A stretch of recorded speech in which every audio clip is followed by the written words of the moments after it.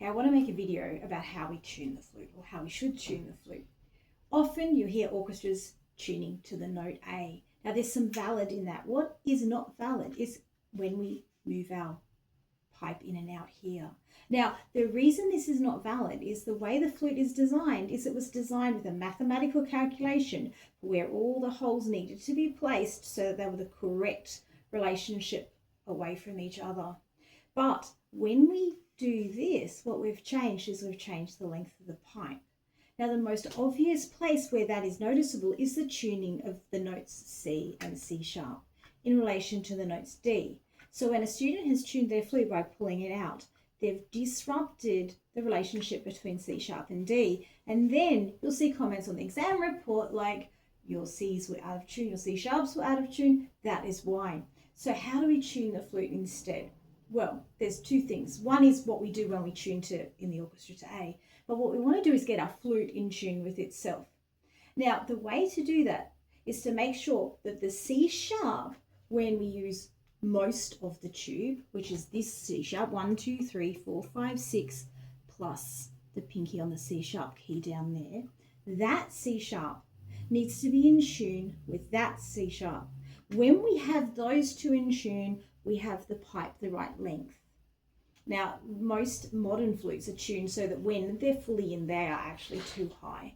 And that's to compensate for other things. We won't worry about that so much, but you'll be unlikely to find your flute in tune if it's fully in.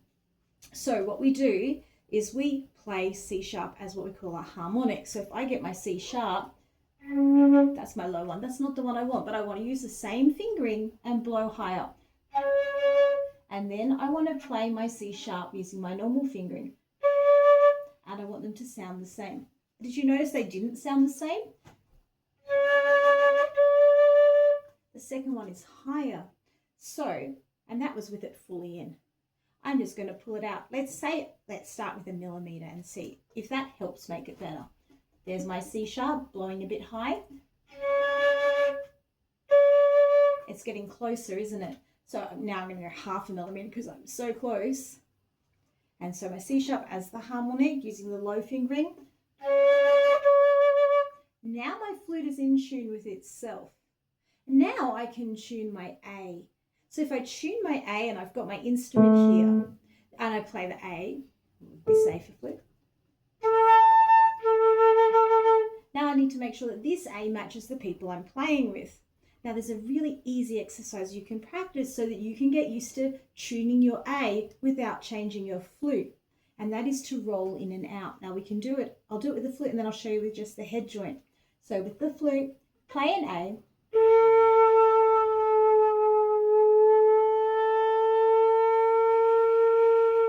So you change the angle of your air to the extreme at this stage. So for the point of the exercise, you do it to the extreme. In real life, that becomes a very small movement, but just for the game. So if you're a flute teacher, you can do this with your flute students in the first lesson, and the sound of a puppy whining.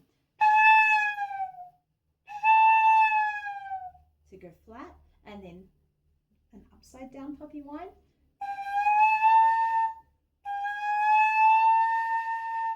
And that way we're training the mouth to be able to pitch correct on the go while still keeping our flute in tune so that when our students play C and C sharp, they're not sounding out of tune with the rest of what they're playing.